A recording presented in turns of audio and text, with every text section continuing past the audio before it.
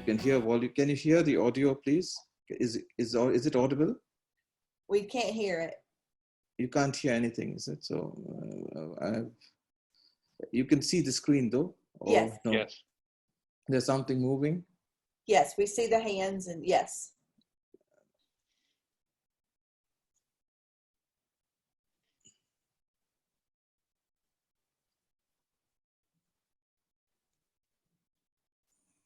So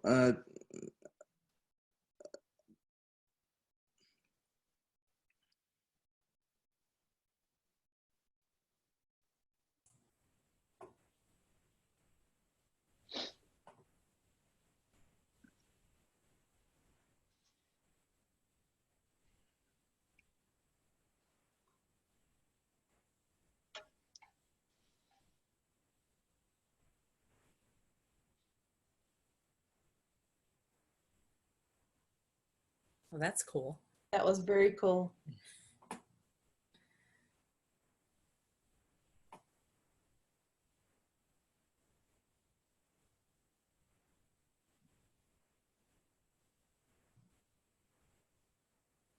Nice.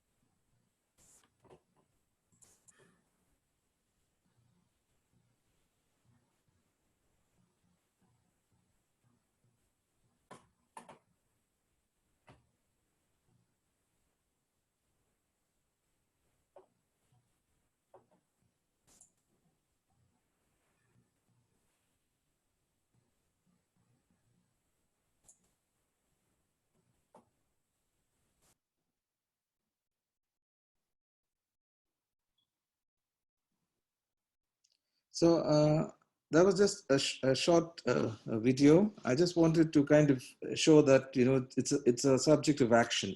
So what we did, that's like you're talking about the STEAM, STEM, etc. We started by actually saying that innovation has to be in action, and that was the basis of you know, everything that we did. Can you hear me still? Yes, you're good. Yeah, We okay, hear fab. you great. Okay, so now I'll just go to the presentation. This was just to show the, you know, that the lights and sounds. So that's a sample of the 75,000 plus children that we've worked with, and it's across various formats, various ages. A large part, I mean, the gender split is almost equal, and we worked with probably 20-25 different nationalities as well. So UAE is the home to 200 plus nationalities. So we've had the privilege to work with several of them as well over the last 5-6 years. So that's just the action space. Now, in terms of the presentation, because it is about, you know, about what I could call as human energy. And my background of the previous years of maybe 15-20 years, I was in technology as well as working for several different enterprises. But my last role was likely head of the department or sort of the CIO of the National Energy Oil Company here. So during that role, you know, it was all about energy, and you know, we talk about solar energy and all these different kinds of energy that's there, the oil, this fossil fuel. And for me, what's been triggering me from the beginning is that it's ultimately human energy that sort of drives this planet. And you know, if we're able to sort of harness that energy from a very young age and then tap into it, even at the end of the spectrum, which is like, you know, if that matters, senior citizens as well, you have a continuum, which then you bring that good, what you call the enthusiasm of youth with the wisdom of age, and blend that together to give results that could actually help humanity. And that was really the focus, and that's what I've been actually looking at. So in terms of establishing, let's say, when we talk about maker spaces, or you talk about clubs, or you talk about innovation, or you talk about schools, whatever, whether it's in a company or in an institution or in a school or in a nursery, I call all of these as human energy plants. because I believe in each of these institutions of learning and doing, learning by doing, learning by playing, learning by teaching, you're actually, you're creating human energy. And it's about producing effective human energy is what really, is going to make us continue as a race. And that's the belief that drives me. I've come up with something, probably the first time I'm sharing this publicly, but just as a as a base, just to get the discussion. It's not a scientific, let's say, explanation yet, but it's something that probably I'll get further research on. So I was thinking, in today's world, which is when you're driving any of these innovation, you need this productive energy. And how do you actually start thinking and measuring units that produce this energy? It could be your STEM center, could be the works that you're doing in school, could be in an institution. And I said, like, this in today's world, it's probably we measure productive energy uh, by, let's say, the product of synergy and energy. So that's the way I would like to call that. And when you multiply that, or it's exponentially with the number of humans that produce that, you have a multiplier effect and an exponential sort of benefit to humanity. That's what I personally started believing. And just a brief, when I say synergy, I talk about the synergy between human to human and other humans, the human to machine, because we are working today with other machines as well in our workplace. And of course, as you probably know, with the corona and the COVID out there, it's the human to nature as well. So how are we, what's the synergy that we adapt as people in our systems to deal with this is one key element. And the other one, of course, is how are we internally, which is probably the most critical thing, the inner energy, or what we call the internal energy. And, that depends a lot on the coherence that we have, that, the balance that we have between ourselves, the attitude that we show, the resilience that, and most important, probably the ethics that are, or the ethics and values that are part of our ecosystem or a part of our surroundings, and that we internalize. So these are, I think, something which, believe that when you put this together, you would be able to bring out tremendous impact, not just from an individual, but more important as a society, because it's about when the society moves forward, it's when you actually are going to actually see changes at a global level. It's not just for that 1%, it's for the the rest of the 99%. And several parts of what we've been focusing on have been focusing on, we say, move up a level, where if you're at the bottom, or if you're at the bottom 100, go to the, try to at least go up to 70, 80. It doesn't really matter. It's about just trying to go to the next level. And it's not aimed at only the, let's say, the elitist or the specialist. And that's really the essence of my work. So basically I talk about the learning systems that, let's say, we need to look at in future, or even currently, are those, I call them Learn 4.0, in line with the Industry 4.0 buzz, for those who are aware. It's about learning in alignment with humans, machines, and nature. So that's really what Learn 4.0 is. Again, whoever's there, I usually say that, you can't talk about learning without having your own equations in order. So that's, let's say, the energy equation, but what is our own equations? And I have different ways of looking at this, but in a very simple thing, these are just simple illustrations, but for example, I would just try and, elaborate one on this part, which is a common thing that you see in several places. So when you look at this equation, for example, whoever's here, what is the first thing that you notice on these on the left side? I hope you can see what I'm circling, Yes. my equation part. So what's the first thing that you observe on that, for example? The wrong answer. Yeah, so that's an example. That's all. I mean, that's what all of us do, because that's by human nature. We are, we look at spotting the thing that's not in place first, right? That's what we look at. And when we talk to the children or the people that we deal with, we say, let's look at going past this. When you look at this at the first, there are 3 right equations, and there's 1 wrong equation. So humans are like this. We are complex. We will have something wrong with us. So when you're looking at the other person, you don't just look at, directly at what's wrong with that person. You look at the whole picture. They may have something right and they may have something wrong. And that's really what is the essence of how I mean, that's the way I would probably look at a person, is what we're trying to, emphasize. So there are lots of different, things in this, but in general, I just wanted to illustrate the point that, my equation is important to that overall picture of the energy. And again, also we stress that, there are challenges here out there already. And so when you're thinking about, learnings for something, think about how are you going to address some of these challenges. Maybe you're going to work on this. So when you're aligned to a higher goal and a higher purpose, it helps you focus what you're doing. And that's really what is the essence of this message. And actually, these are something which, I actually work at three different levels. So one is I actually talk to the children themselves, but more importantly, I also work with a lot of parents and educators, because they are the ones that really need to support their kids. If they don't actually change, then it's going to have a, tremendous impact. And again, being fortunate that I've worked at companies and, I also managed to work with, talk to some of the leadership teams of companies and organizations in industry, and, explain to them how things are changing, and, how you have to support the new workforce. So it's these three levels which I believe need to be aligned in order to get better results. So these are just, things about the paradigm, and the shift that's happening.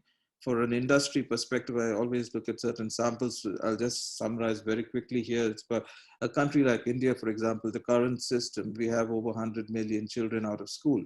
And, so it's not about now because of Corona or something, they're generally out of school. And when you talk about, as an example, the fear of failure, it's one of the leading causes of suicide. And that's because of the examination failure. So if you talk about the system itself, it's no longer just something that's nice to have. We need to focus on something that we have to do. It's an imperative, and that's the reason why we're looking at it. So the challenge is not just it's not just about engaging children, but it's about not just making them learn something for the sake of a paper qualification or for a certificate, but it's also for their livelihoods. And that's, I think, the essence of the focus that we've been on. And, for an industry point of view, and you people are there, you already know that this is a significant impact. It's whether even before Corona, the future of work has already disrupted. Different studies vary this disruption, up to $30 trillion already in terms of impact on wages and impact on people. So it's very critical that, people start looking at the impact of what I call the convergence of disruption, because it's converging of technology and nature today, which is causing this disruption. And, once we learn to sort of, once you're able to manage it, then you're able to thrive. And that's basically what we're trying to emphasize. So in my opinion, I came up with a framework, which I call as, that's what this LEARN.extended intelligence is. It's not artificial intelligence. It's about coexisting with technology. This framework, which I believe is a continuum, it's basically about Ignite, where, for example, the video you saw is something that, where people ignite and stuff like that. Their thoughts are ignited, their actions are ignited. They feel excited by both the content as well as the pedagogy that's offered to them, and that helps them engage. But once they're ignited, and that's for the, most parts of the pyramid, once they're ignited, what is the next step is, how do I actually incubate what comes out from that ignition?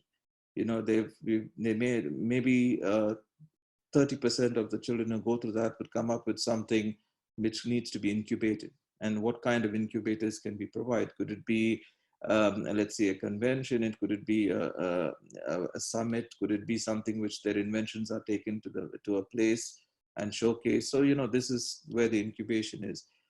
And then the continuum is also industrialized, because out of that incubated ideas, there may be a couple of them that actually can, become viable startups and can actually contribute to solving industry problems. So I look at that as also an option. And I've worked on, and all of these that I'm talking, I've also done some practical work on all of these areas. So over the last 5-6 years, it's just very much in the beginning stages still, but it's work in progress. And I think it will continue long after, we've passed. That's the way I look at it. And of course, I've said here the most important part that I said was I really find the word learn to focus on what's important in learn is also earn. I mean, it's probably 80% of the word. The LEARN has earn in it. And I've tried to say that, if you've got to link your learning to earning, and a learner should have that ethical and responsible. So the ER is the ethical and responsible way for continuous learning. So this is the new, in my opinion, paradigm that we need to provide learners in whatever setting that we provide as educators, as parents, as industry, as whatever. And again, a goal here is to flip the pyramid. Today it's a lot of the things are centered for around the elite, and I'm trying to flip that to actually make it available to a wider range of people with not just economically, wider range, but also, conventional skills, people who have different kinds of experiences of learning. So, and it's this sort of basic, let's say, process which is continuous. You ignite, you incubate, you industrialize, then you evaluate, and then you go back and update academia, because I believe there is a gap in academia. There's a huge gap between, what's on the ground real and what's taught in curriculums, whether it's in university or at school level. And I believe that has to be a continuous process which goes on. So it's about, seizing the opportunity. I look at this, it's not a challenge, it's also an opportunity. You have new ways to deal with this disruption. So today somebody could actually start an enterprise sitting at home. My son, as an example, he did that. He started a 3D printing enterprise. He sold artifacts that he produced to friends, and it could be a viable business. So you're giving the technology today gives different options. You could have your own website up and running, your social media pages going, and you can have a viable business. And that's, I think, something that's pushing on the entrepreneurial spirit. And I think we should keep, harnessing that and keep, moving along with that. So in terms of, and again, as this is part of the post-COVID era, we do have everything redefined. We have creativity could be the most, let's say, the topmost hiring criteria today, not just about what you could do with what your previous learning is. It's about the ability to learn. And I think that's going to be very critical. And as you probably have already in the gig economy, more than, you're working for more than 4 or 5 people at the same time. So all of these is what we're trying to stress. And it's basically, this is the sort of framework. And I've got, components around this framework. So in terms of, different components, like we said, you've got to expose a child to a journey of all of these so-called child, or for that matter, even, a young adult, or for that matter, any adult, to in a fun and engaging way to these technologies, so that they lose fear of these technologies. When they lose fear, they can play with them, and then they could use them to solve problems. So the programs that we run here have elements of all of these, the robotics, the IoTs, the drones, the things like 3D printing, a bit of augmented reality, virtual reality, etc. And the format that we do is we expose the children first to all of these in it's right now primarily after school setting. So you have a couple of hours a week of where we call our unit of engagement as a mission. So a child would be engaged with a mission, in one of these technologies, and they are usually in the form of project-based games. So there's an objective that happens in every mission, and it usually ends with someone either winning the mission or learning skills in a mission. And that's really how we progress mission to mission. So we typically recommend that every child should go through about 40 missions in an academic year, across the year. So whatever way. And over that period of time, you would notice subliminal changes to the way they think, the way they act, the way they do things. It reinforces the collaboration, the communication, the critical thinking, all of that, critical things that are important as well. So now some of these platforms are active. I'll just give you an example of what I mean by brilliant brats. I'll hopefully flip to a website just to show you an example, because so when we talk about like what happens in the journey, so a kid, for example, who could not say probably could not speak in a particular way, or could not say in a way, and they have issues with in the communication or making things, you'll find them doing things on their own, and that could be anything. It could be something small, it could be something big. So they come back and they explain it. So the science behind this is that you learn best while teaching.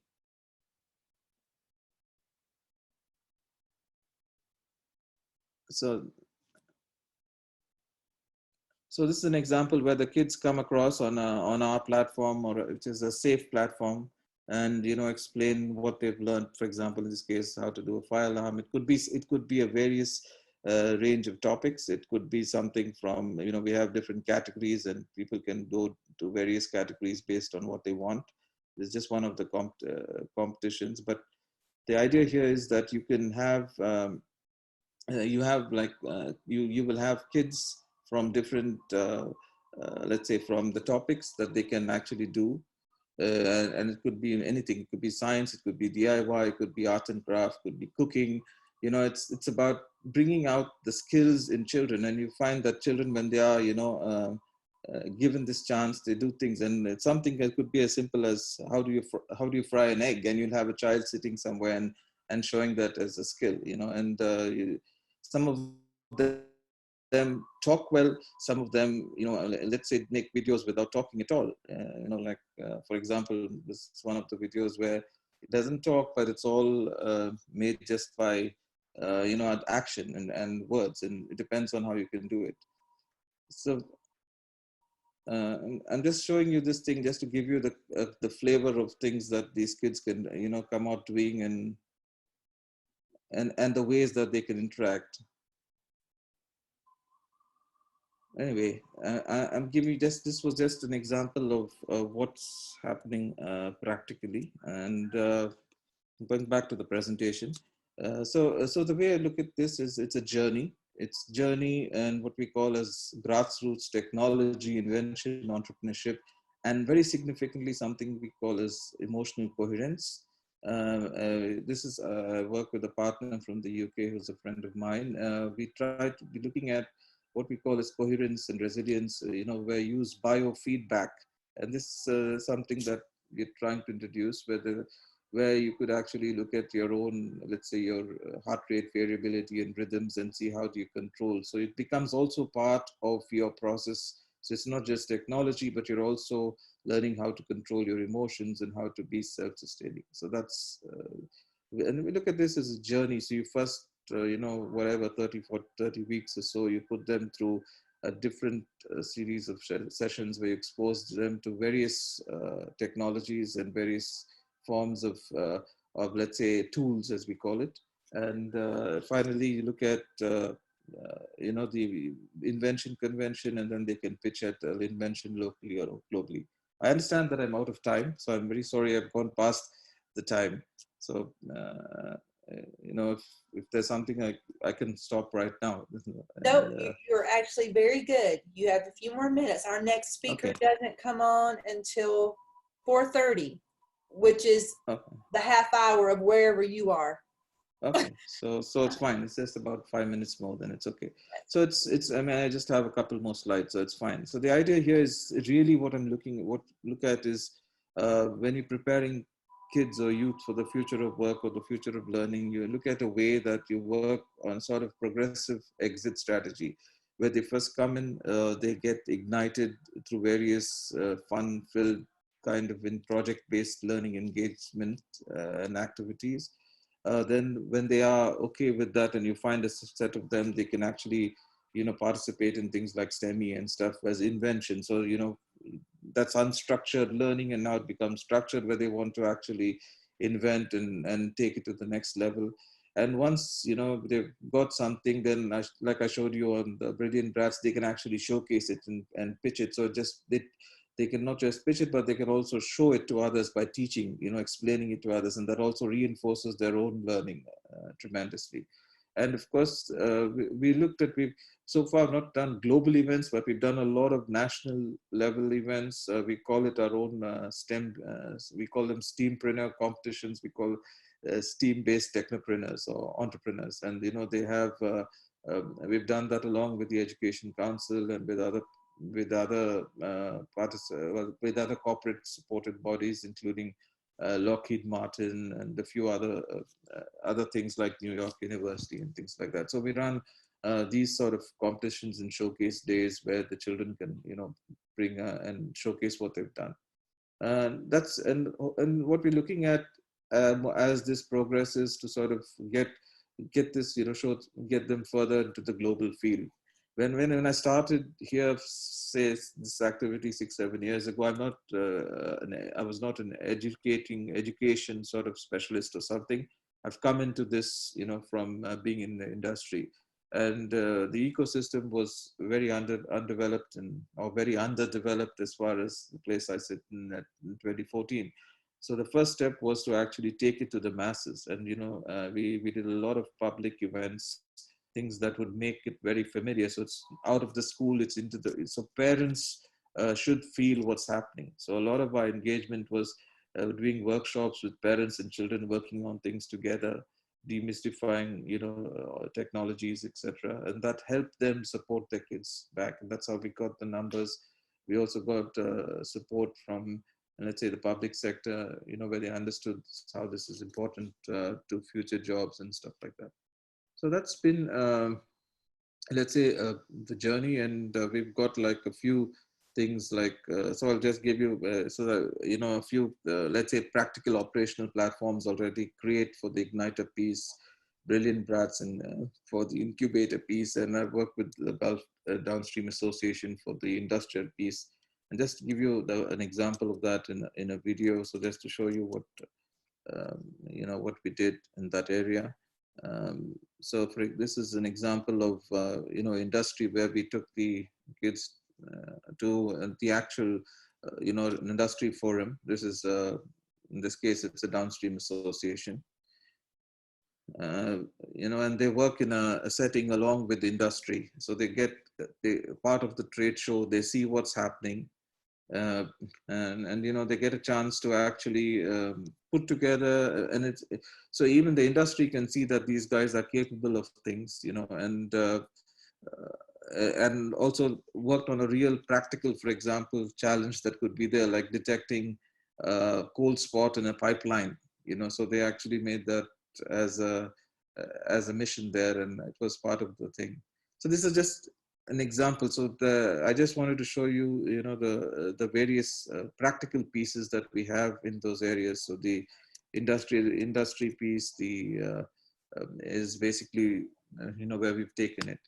Now that we've done this framework, and we've got tools in each of these areas which we think support it, I believe it's the beginning of the journey, and hopefully, with more like-minded people, we'll be able to spread this across to different parts.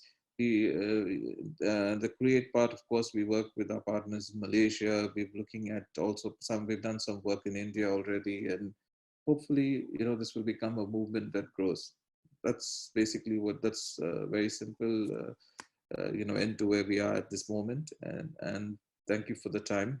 If you're really interested, my email, to know anything further, my email is here, and are you happy to be in touch? So thank you for your time. Noor, this is fascinating. My favorite word in the first 2 hours of the Global Innovation Field Trip was mechatronics. Now my favorite word is makerpreneur. I saw that there, and I'm going to have to put that on a t-shirt. That's just a great word, makerpreneur. I love that. And boy, that Brilliant Brats website, I've already plugged it into my computer. I'm going to let my grandson watch that tomorrow. How cool is that to see videos of kids just doing ordinary tasks and then having them explain what they're doing in that? That really gives them a sense of ownership of who they are and gives them a voice. So thanks so much for sharing all of this. I can't wait to dig into your websites and see what else is happening. And I'm coming to Abu Dhabi, so just Yeah, we look forward to welcome.